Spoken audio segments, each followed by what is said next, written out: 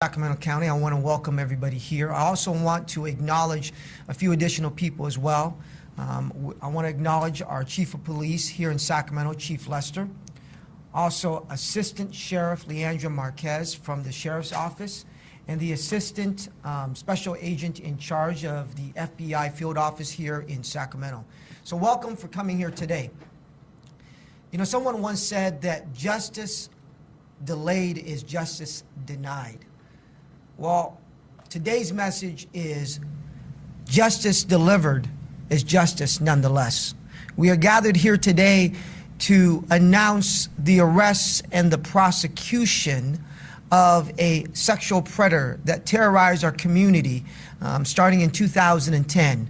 This individual, Kabeh Cummings, was recently apprehended in New York City through the collaboration of the agencies that are involved here today.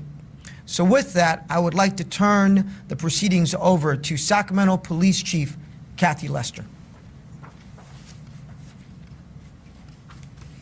Thank you, District Attorney Ho. So I want to just thank everyone for joining us at this morning's press conference. First and foremost, my heart goes out to the victims of these heinous crimes. I hope that this arrest brings some closure to those victims and makes our community a little safer by taking a predator off the streets. This arrest shows that the men and women of our department and our partner law enforcement agencies will work tirelessly to bring justice to victims. We are here to share the diligent work done by agencies involved, but more importantly, to inform our community of this significant arrest. I will briefly discuss the two cases that occurred in the city of Sacramento and what helped lead us to the arrest of Kabeh Cummings. In February of 2010, an unknown man grabbed the victim from behind while she was walking home near the area of Franklin Boulevard and Calvine Road. He put her in a headlock and strangled her.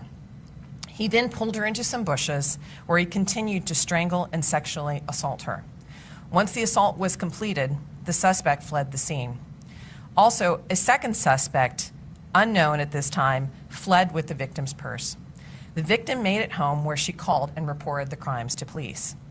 Then, just a month later, in March of 2010, another victim was also walking home near the 2700 block of Florin Road when she was grabbed from behind and strangled in a headlock fashion. The suspect dragged her into a parking lot and then behind a building. There, the suspect continued to sexually assault her while she was unconscious, and then he fled. After the assault, the victim hailed a police officer and reported the incident. In both cases, evidentiary exams were completed, and DNA samples were collected and entered into the CODIS system, which stands for the Combined DNA Index System. At that time, there were no hits in this system, and the case went cold. However, we have now found that the DNA samples collected from each of these cases, as well as a case from the Sacramento Sheriff's Office, are from the same person.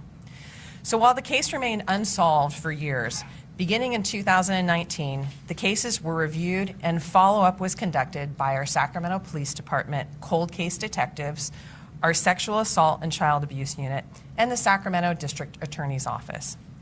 Biological evidence was used to develop a specialized DNA profile intended for investigative genetic genealogy.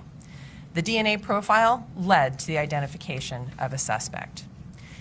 After extensive follow-up, investigators were able to identify that suspect as Kabeh Cummings. The Sacramento Police Department's Career Criminal Apprehension Team led the effort to locate Mr. Cummings, as his whereabouts had been previously unknown for several years. Through their hard work, they were able to locate him in New York. I would like to recognize the many agencies involved in this case. Through a combined effort, the Sacramento Police Department, the Sacramento Sheriff's Office, the Sacramento County District Attorney's Office, the NYPD, and the Sacramento and New York FBI field offices worked together to safely apprehend Cummings. This past Friday, Sacramento police detectives brought Cummings back to Sacramento, where he was booked into the Sacramento County Jail for multiple sexual assault charges. Before I turn this over to Assistant Sheriff Marquez, I just want to share that we do have an open tip line. If anyone has information related to these cases or additional victims, we are asking that you contact us. The number to the tip line is 916-808-1773. Thank you.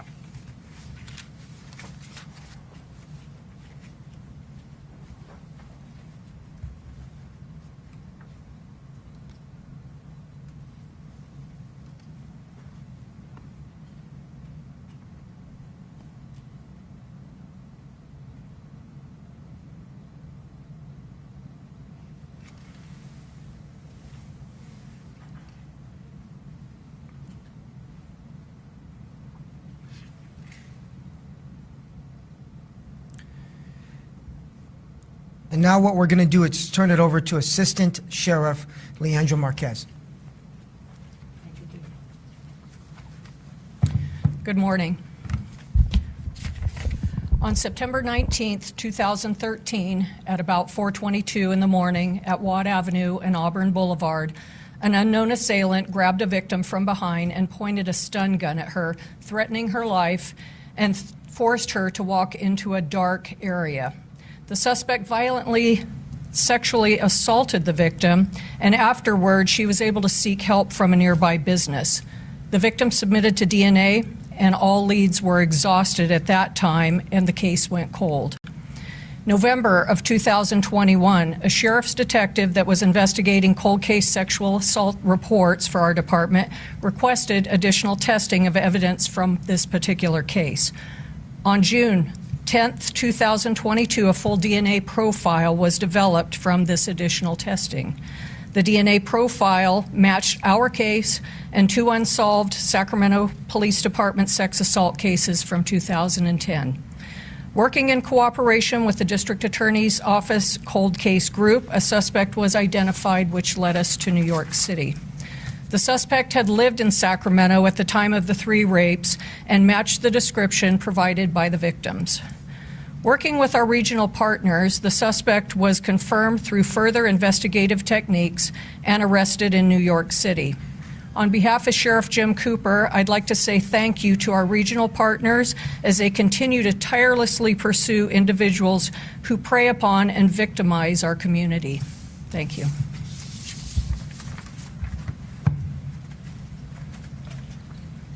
And now I'd like to introduce to you Assistant Special Agent in charge of the FBI Field Office here in Sacramento, Mark Remley. Thank you, DA. Appreciate it. As the DA said, my name is Mark Remley. I'm an Assistant Special Agent in charge with the FBI here in Sacramento. I oversee our violent and organized crime programs. This case is a great example of why all law enforcement agencies here today must be willing to work together towards a common goal of protecting our communities and helping victims. For all of us, the amount of time that has passed from the initial offense and the time invested to solve the crime doesn't matter.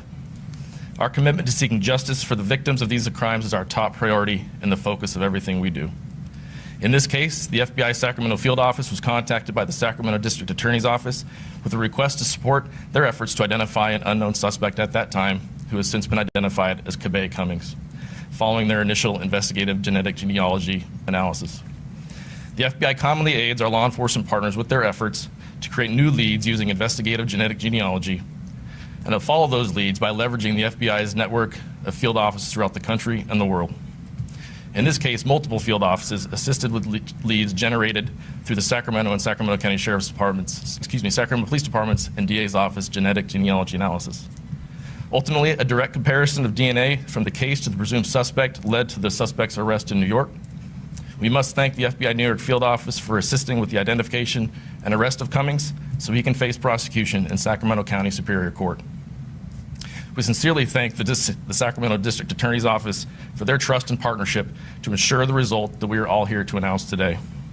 We also thank the Sacramento Police Department and the Sacramento Sheriff's Department for their continued partnership and collaboration to solve these cold cases. Only together can we safely secure and keep our community safe now and in the future as we ensure that every suspect is brought to justice to face a jury of their peers. Thank you.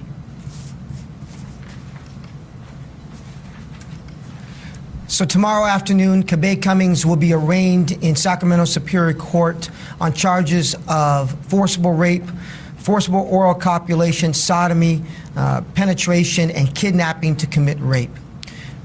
With those particular charges, he faces a maximum period of incarceration in prison of over 180 years to life. This would not have been possible but for the collaboration of a number of agencies and groups. I also want to recognize the Sacramento District Attorney's Office Cold Case Science and Technology Unit. They worked extensively with our other partners, including the Sheriff's Office, Sheriff Jim Cooper, Chief Lester, the Police Department, and our friends in the FBI, both here in Sacramento and the field office in New York, in order to bring Mr. Cummings to justice. At the end of the day, it is always about the victims and the voices of victims that must be heard. And at the end of the day, justice delivered is justice nonetheless. With that, I would like to bring up the other partners here and open it up for questions. Yes. First of all, thank you for holding this press conference and getting some information out there. What single event made you zero in on this suspect? And the question a lot of people have is, why did it take 13 years to track him down? Well, first of all, it was through the tireless efforts of all the agencies involved up here today that brought him to justice. But really what it is, and it's a testament to DNA evidence.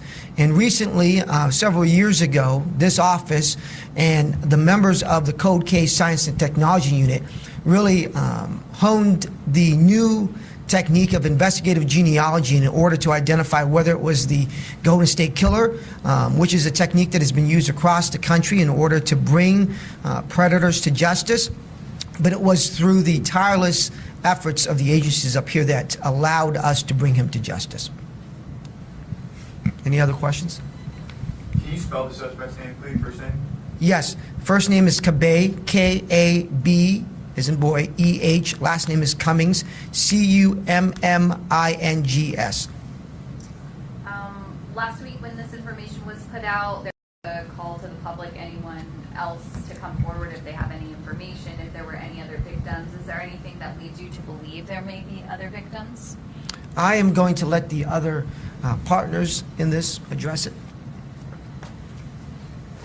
Well, currently, we don't have any that are identified at this point. However, we're vetting our tip line. Tips come in constantly, and it takes a lot of people power to investigate all of this. So I can't say as of today's date, it's been a very short period of time since his arrest. And what do we know about his time in Sacramento? It sounds like he was working with children. Any concerns there? Is that something that's being looked into? I'm sure that will be part of the prosecutor's case, so I want to be careful to speak on it. He was employed by the city of Sacramento as well as other employers during this time, but we don't have any information to believe these cases are related to that employment. You mentioned the Golden State Killer. In that case, an Ancestry.com type service linked to DNA evidence. Any indication that Cummings took a similar service or any family members that helped trace that DNA in the case? Well, obviously, since this is now a pending criminal matter, there are certain ethical obligations I have to protect the integrity of the case, so I can't comment any further in regards to some of the investigative techniques that we use to identify and bring Mr. Cummings to justice. A two-part question here. Rachel, CBS 13.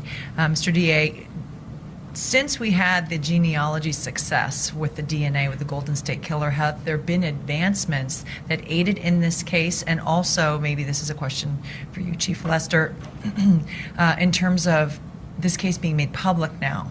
We know that there are victims, real victims, that have come forward that were sexually victimized. Could there be others, and what's your message to them if they came across this man? So maybe a two-part question. Sure.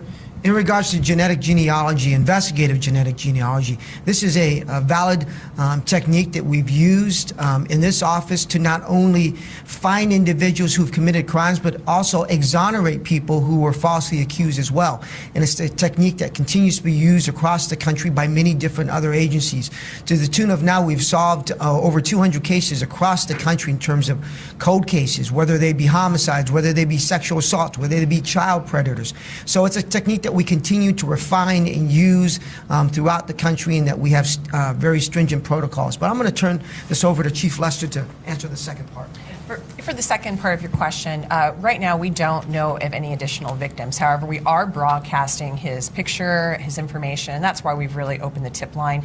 I can only imagine how difficult it is for someone to be victimized in this manner and then also to have to come forward. So we're hoping that by sharing what we know, sharing that he's in custody, that if there are additional victims or if anyone has information about these crimes, they will contact us. And I can assure you that we will follow up and make sure that, that those tips are investigated just as thoroughly. Thank you. Yes. Zach Wood of Fox 40. Is there reason to believe that Cummings was fleeing to New York to evade Sacramento authorities? And do you have any evidence that there were any other sexual assaults in any other states attributed to Cummings? Thank you. That's an excellent question. Due to the pending nature of the case, we will not be able to discuss that at this time. But moving forward, we are doing extensive investigation and have done extensive investigation on this individual in terms of his background, his whereabouts, and where he's lived in terms of his employment, etc. But we can't discuss that at this time. Yes. So he taken into custody without incident? Or was there any struggle or anything like that? All that I'm aware of is that he was taken into custody without incident. I don't have those details. Do you know at what time he moved from Sacramento, and do you believe he moved straight from Sacramento to New York City? We know that his whereabouts were unknown for quite a while, and that's why our career criminal apprehension team sought the suspect through a variety of investigative techniques. They did locate him in New York. What happened between Sacramento and New York will have to be determined for the case. Were any of the victims minors at the time of the crime? I think when it comes to the facts of the case. Ours was not. Nor is ours. I think there was another question over here. Was there one? No. Without any further questions, in a few minutes we will be able to show you a photograph of his booking photo and the information regarding the tip line. So that'll be up on the screen in a moment for you as well. But with that, thank you so much for coming. Again, he will be arraigned specifically tomorrow afternoon in the jail courts facing those charges. Thank you so much.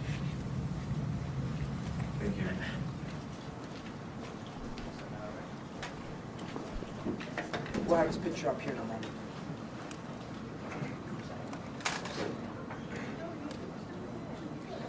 We're also going to share our media officer will share his information and the information on the tip line as well.